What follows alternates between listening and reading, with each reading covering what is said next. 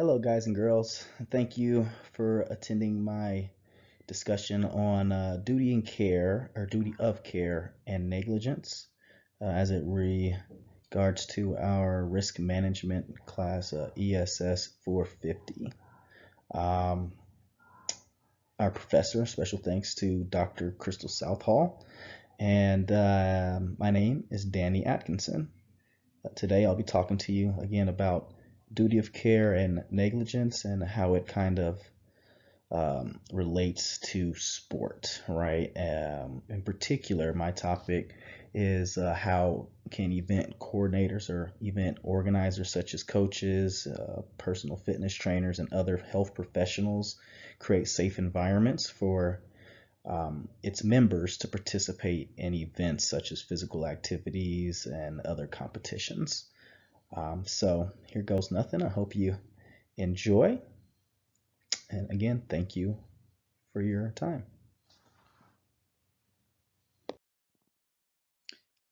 Thank you again. Now, this particular topic, it it holds true interest to me because I do actively coach youth sports as well as on the high school level. At a high school, I coach football, varsity football for the receivers, and help co-coordinate the passing game with my head coach there at Eagle Crest High School, located in Centennial, Colorado. And like I was saying, this particular topic was important to me not only because it expands my knowledge within the coaching realm, but it also can lead to, I would say, additional knowledge in my pursuit to become a personal trainer. I also train kids of all kinds of ages, student athletes, from kindergarten all the way to the collegiate level. I have a couple clients and fellow teammates that I work with to train young men and women in various sporting activities, basketball, football, track, speed and agility, strength training, all kinds of those things. And so that's why this particular topic, like I said, held true interest to me, because as I want to expand my career in those aspects, I also need to know where the fine lines in yellow tape are, essentially, or especially when it comes to duty of care and how it relates to negligence. We've done a lot of studying this semester on negligence, and it really, I feel like, in sports anyway, the negligence cases tend to be more of a result from risks associated with the instances of parties that either fail to sustain that duty of care, or usually by some sort of negligent behavior, not keeping facilities clean or posting, rules and regulations in, a highly visible spot, so that you can kind of not only hold yourself accountable as the service provider, but then also help govern, actions and activities that are, under that same umbrella.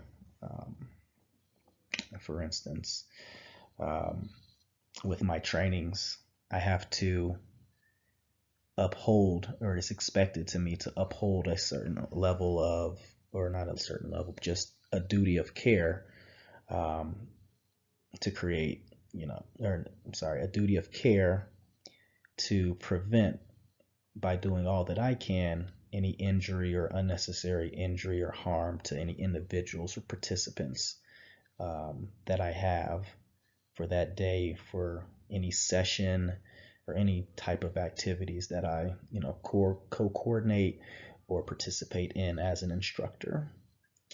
And so that it's going to truly be important for me moving forward, so that I know exactly the do's and don'ts, as well as the expectations as a service provider, a fitness service provider. For sport enthusiasts and professionals, some risks of the negligence can include inadequate training and supervision, unsafe conditions in facilities, medical concerns. If you're not, you know, adequately trained in for football, for me, concussion protocol is one. CPR is another thing that we have to train on, just so that we can identify some of these instances or occurrences or even risks as they happen. Other things, concerns could include negligent conduct of other participants, and again, that's like treading along the lines of the expectations of not only the service provider but also the participants to participate in a safe and fair manner, as well as, like I said, posting visible warnings of the risks, just to notify participants that there is, some inherent risk with various activities, and you do, want to make sure that they are taking the instruction and applying it as necessary, especially when, like, with weightlifting. You can run into risks such as faulty, defective equipment, or just simply someone not using a squat rack correctly, and putting themselves or others at unnecessary risk and harm. So that's just one point that I was thinking about, that would be important or significant to health enthusiasts within the sport, as it relates to the duty of care and negligence. Another thing, the negligence has a pretty significant impact on the sports industry, throughout its history, as it pretty much mandates that health enthusiasts, professionals, coaches, etc., maintain that duty of care. It's necessary, not only to protect the service provider, but to protect those participants as well. You want to mitigate the risk of harm for the spectators, the participants, whether they are players, referees, or even like video broadcasters of the events that you're sponsoring. Many communities and the institutions that are involved in these are involved in these events, and so even starting at as young as, like I said, youth league, kindergarten, K through 5th grade, all the way up into collegiate level and professional levels, such as like the National Football League, Women's National Basketball Association, and Major League Baseball. Both participant are all those participants engulfed in those realms expect their organizations to owe them a duty of care to protect them, their rights, so that they can perform to their best standard that they're expected to perform as well. And so, depending on the circumstances of an incident, the participants and or the event organizers can both be at risk of injury or harm. It really just depends, especially if no action is taken to resolve the issue. In particular, that is, in my eyes, negligence on both parties. But ultimately, when determining a beneficiary to resolve the issue, the assumption of risk, the duty of care that's owed and breached, the causation, damages incurred, waivers and releases must be considered as well to release or to access any rewards or damages that are due to the beneficiary. So again, those 4 factors to determine the beneficiary would be the assumption of or not the assumption of risk, but the duty of the care, and if it was breached, what led up or caused that incident, and what damages were actually, injury or harm that was caused, so that they can assess any damages or monetary rewards. within a flashback of the past, done a little bit of research to see where like negligence and duty of care was derived from, and it looks like it actually wasn't. I mean, I'm speaking in the context of sport. However, the earliest cases of negligence were outside of sport. The earliest one that I found, excuse me, was a case where it was Donahue versus Stevenson in 1932. This pretty much helped establish the concept of duty of care regarding the principles of negligence, where a lady by the last name of Donahue was at a social event, and she was to enjoy what would have been like a different version, or that modern day's version of a ice cream float or a root beer float.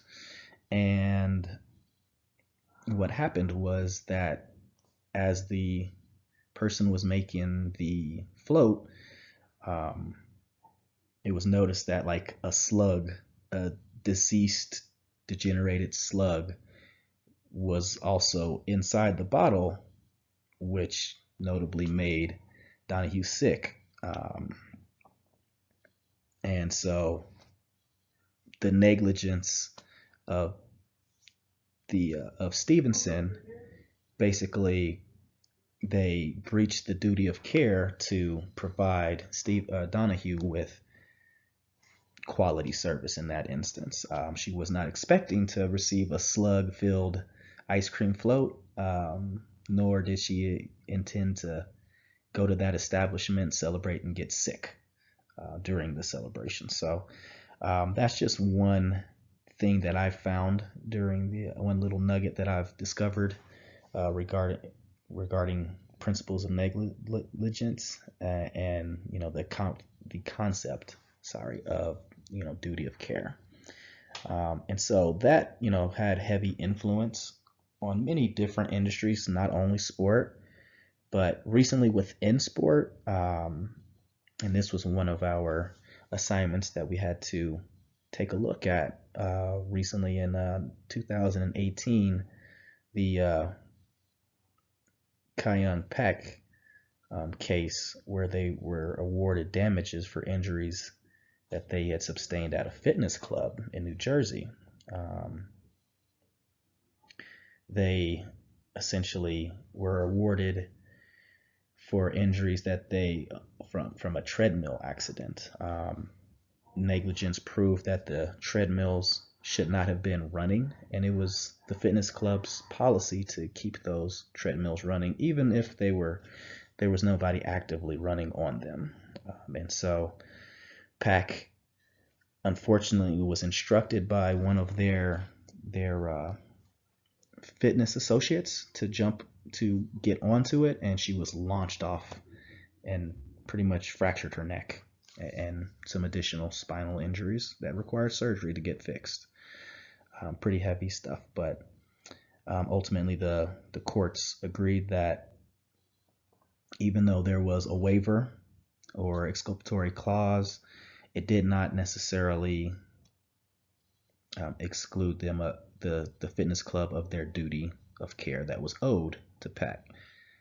And another case that I found and studied was in 2016, the Larry Nassar cases. There were multiple cases, but in 2016, he was actually arrested and then charged for basically abusing his position, abuse of power, where he was the team doctor for the U.S.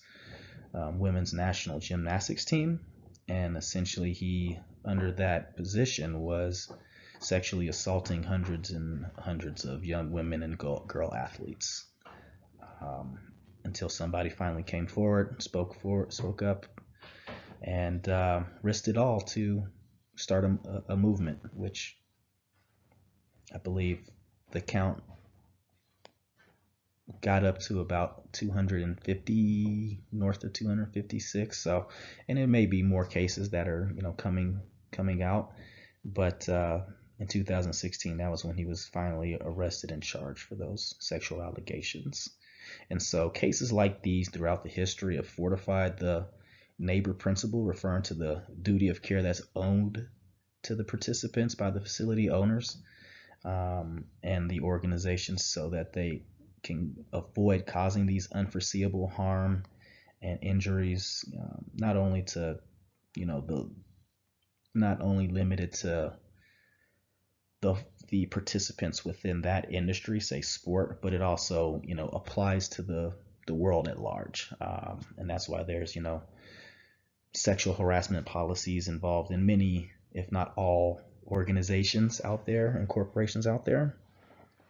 And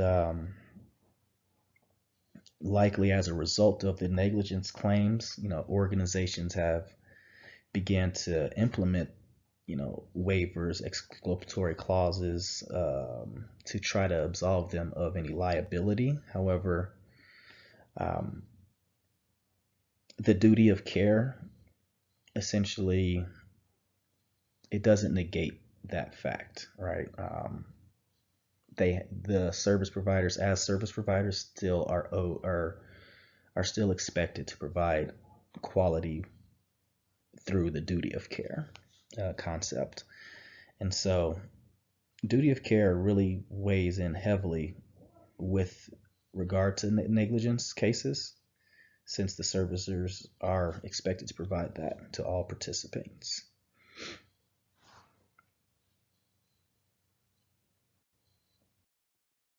In recent news, there have been more, negligence allegations and cases and claims, such as Brandon Ha in 2024. He's taking on the NCAA and is suing them for allegations of negligence, stating that he has developed a neurodegenerative brain disease from head trauma suffered in college football.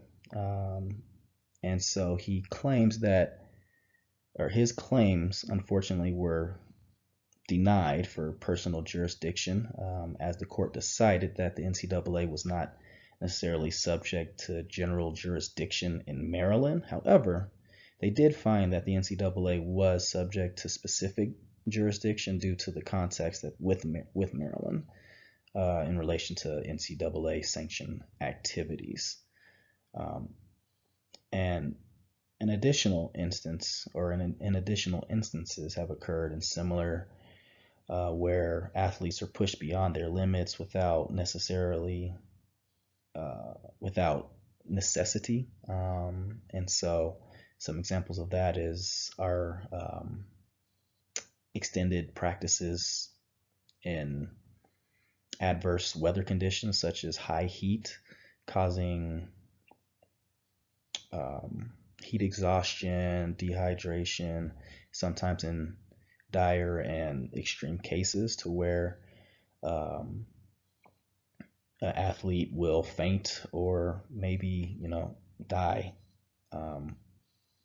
One example of this would be a student that was participating in a football practice. And I mean, you can find these stories really anywhere, but where a student just simply went into heat shock because it was terrible conditions to practice. They weren't getting adequate water breaks. Another example recently is the CrossFit athlete Lazar Ducic. He unfortunately recently drowned during a swimming event at a CrossFit Games in Texas in 2024.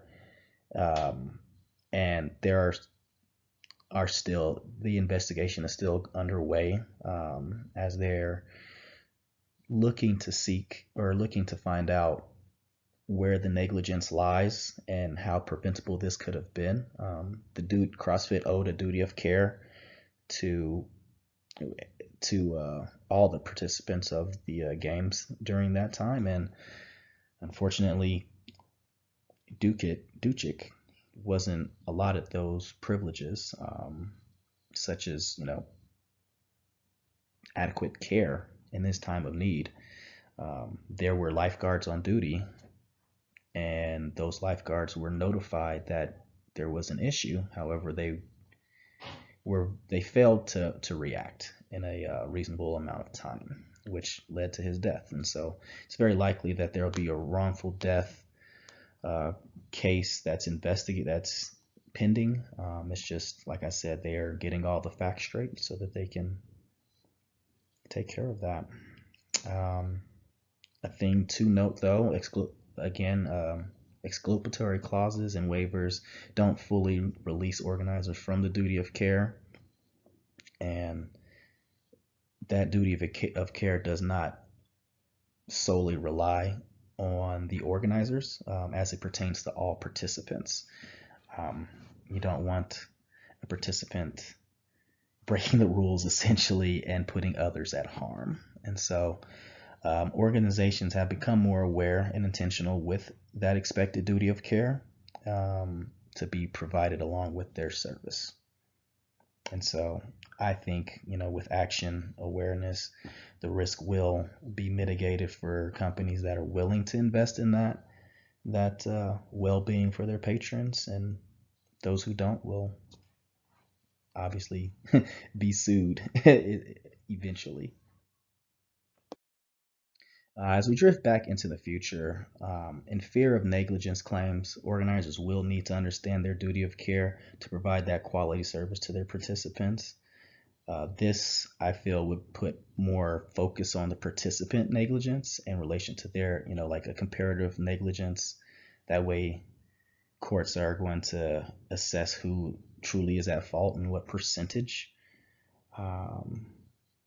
And I think this solely because, organizations don't want to suffer a loss. And so whether it be monetarily a loss, or, damage in their image, they don't want to suffer that loss. And so I believe that more will comply with both federal and state regulations as they are sculpted and reassessed.